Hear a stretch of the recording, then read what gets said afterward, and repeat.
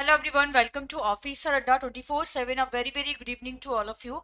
So today we are going to discuss some questions from Module D, right? As you know that Module D we have started in the paid batch and this is now completed also, right?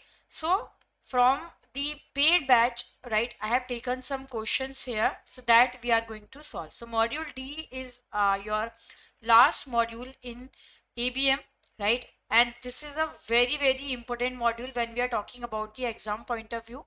So here what we have to do exactly, the first course total we have around 7 chapter in module D. Okay, 7 chapter, all the chapters are very important, and this module covers the definition of compliance, that what is the compliance, what is the compliance risk, what is the compliance testing, what is the meaning of fraud and vigilance in the bank, right? So here when we are talking about the first question, that is dual heading. Okay, what is the meaning of dual heading? As mentioned in the RBI circular on compliance function and role of CCO for NBFC UL and NBFC ML issued in the April 2022, right? So when we are talking about the chief compliance officer, see, in the bank, chief compliance officer is the senior executive in the bank. Normally he is like GM or maybe the CGM level, and they have to take care of properly all the compliance function in the bank, right? And they have to collect the certificate from the overseas branch, from the domestic branches, and from the ZO and RO. So here we are talking about the dual heading. For CCO, actually dual heading is not allowed. That means CCO cannot be the part of any other department, and he cannot be the part of any other committee. He can just play the advisory role,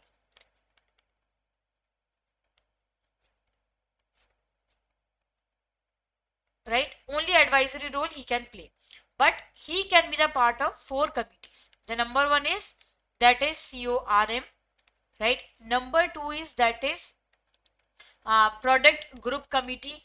Number three committee is, that is audit committee of board, and number four is again CRM. So there are 4 committee, and here we are talking about the dual heading. So as mentioned in the RBI circular on compliance function and role of CCO for NBFC UL and ML. See, for earlier actually for UL and ML and BL also, the RBI, they have not given any compliance function, any CCO or any type of scale based regulation they have not given. But in the year of 2022 April, they have given so many policies, scale based regulation. They have divided NBFC into the 4 layer, that is base layer, middle layer, upper layer and top layer. So dual heading, of course, in the case of bank also it is not allowed for CCO, and similarly for NBFC UL and ML there has to be a CCO, but dual heading is not allowed. So option 1 is, CCO should not be given any responsibility which bring element of conflict of interest. B is, CCO should not be given extension beyond 2 terms if the age is beyond 70. C is, CCO should not be allowed to report to the chairman and MD as well as board without bank consent, and CCO should not be allowed, right, to be appointed more than one NBFC without RBI's prior approval. So what is the meaning of dual heading? The meaning of dual heading is that a one cannot be the part of any other department or any other responsibility we cannot given to the CCO because of the conflict of interest, right? Because the role of the CCO is to identify the irregularities, to identify the discrepancies in the system. So option A is the correct one. CCO should not be given any responsibility which bring element of conflict of interest. Now the next question is, we are talking about one risk in the banking and financial services which is associated with an institution losing consumer or stakeholder trust. It is the risk that those consumer and stakeholder will take on a negative perception of the bank, whether it's a one particular branch or the entire branch.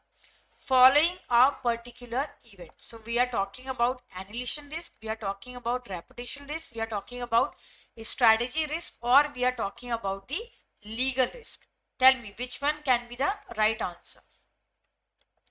There are four options is given and we are talking about one risk.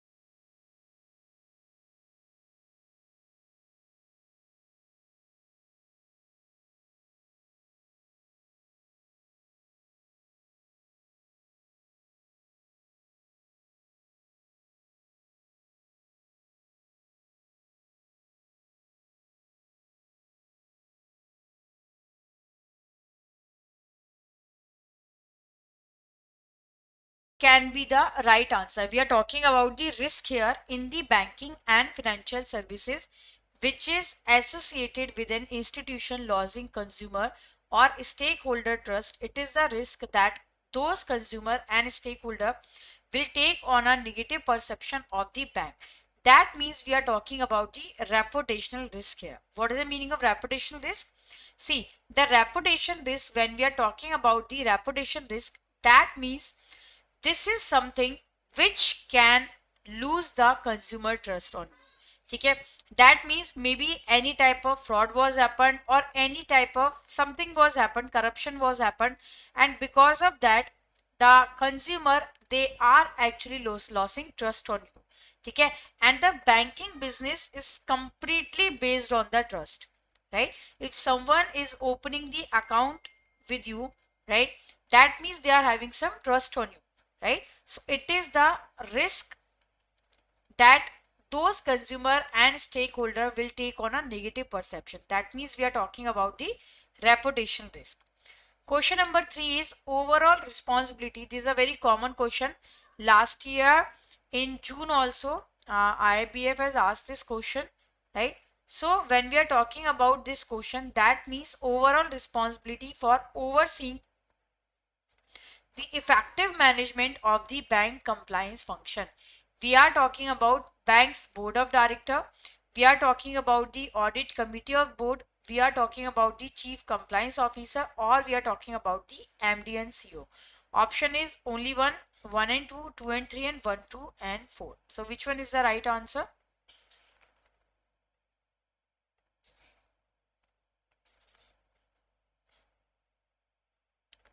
Right? When we are talking about, that is overall responsibility for overseeing the effective management of the bank compliance function. That means we are talking about only board of director. The overall responsibility is having with the bank board of director. So A is the right answer.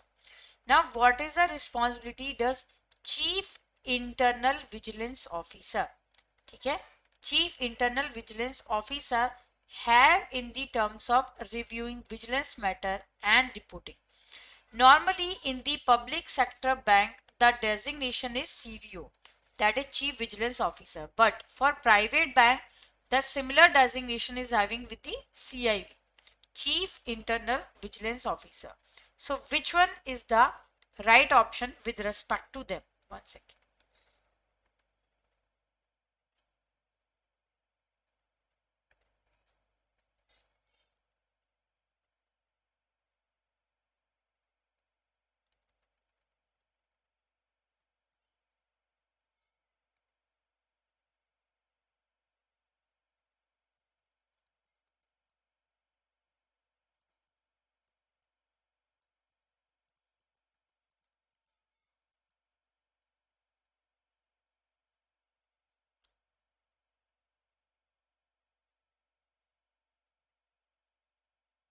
Right?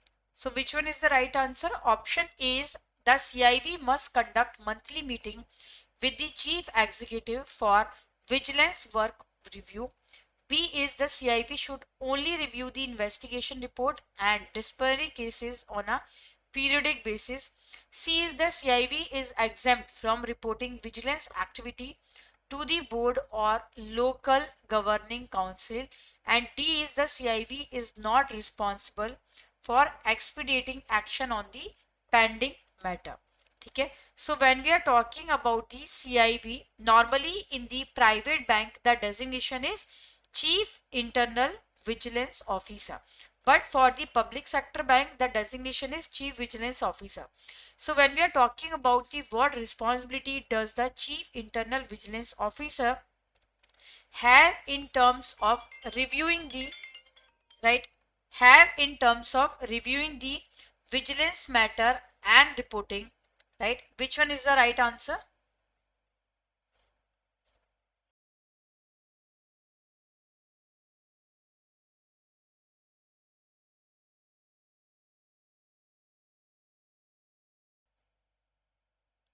Right, so which one is the right answer? Option A is the CIB must conduct the monthly meeting. B is should only review the investigation. So only word we are using, which is wrong actually. Right, CIB is exempt from reporting the vigilance activity to the board or local governing council, which is wrong. CIB is not responsible for expediting action, which is completely wrong. So they have to conduct the monthly meeting with the chief executive for vigilance work review. Right, now the next question is question number 5.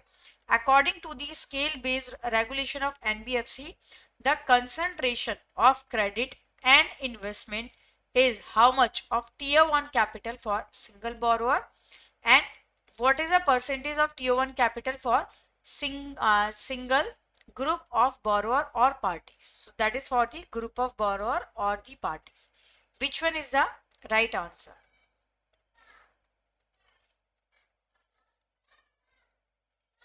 Right, which one is the right answer?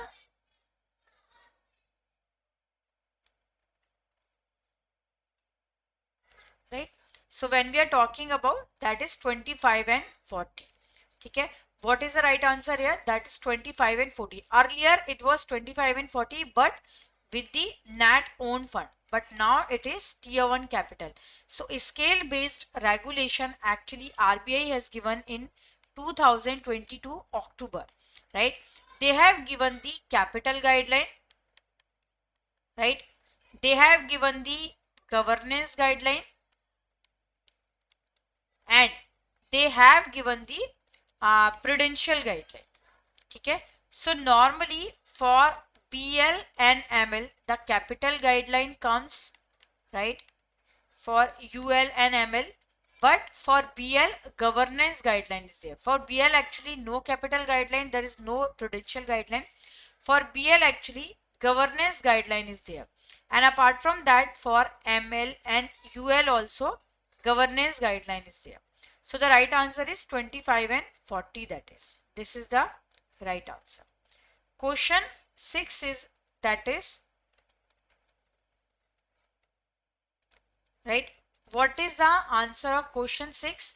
See, the question 6 is that is what happens when someone uses your personal or financial information without your permission. It can damage your credit status and cost you time and money. Right, so the option 1 is identity theft, B is electronic fraud, C is check fraud, and D is credit card fraud. So which one is the right answer? Tell me.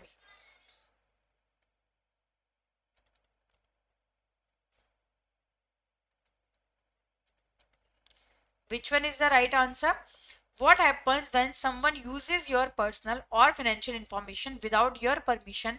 It can damage your credit status and cost you time and money. Option A is identity theft, B is electronic fraud, and C is check fraud, D is credit card fraud. Which one is the right answer? When we are talking about that someone is using your identity, that means someone is using your address proof, someone is using your ID, right? So that means we are talking about the identity theft. That means we are talking about the impersonation here.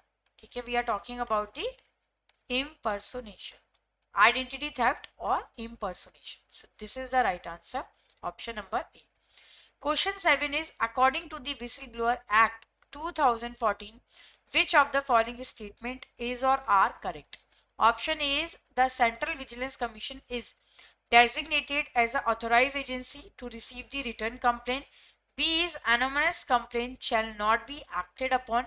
C is any public servant or person including an NGO can make a written disclosure of the designated agency except those referred in clause A to D of the Article 33 of Indian Constitution, and all of the above.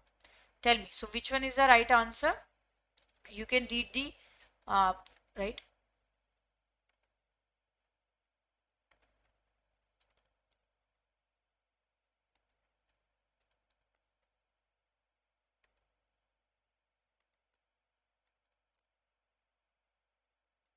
So when we are talking about Whistleblower Act, see earlier actually PDP resolution was there. It was came in the into the picture in the year of 2006. Then after that Whistleblower Act came into the picture. That was came into the force in the year of 2014, that is. Okay, so earlier actually that is PDP resolution is there. What is the meaning of PDP resolution? The PDP resolution full form is Public Interest Disclosure and Protection of the Informer. Okay, so the full form is that is Public Interest Disclosure, right, and Protection of the Informer, and that is Protection of Informer. Okay, so that is Public Interest Disclosure and Protection of the Informer. So according to the Whistleblower Act 2014, which of the following statement is or are correct? Option A is the Central Vigilance Commission is designated as the authorized agency to receive the written complaint. B is anonymous complaint shall not be acted upon.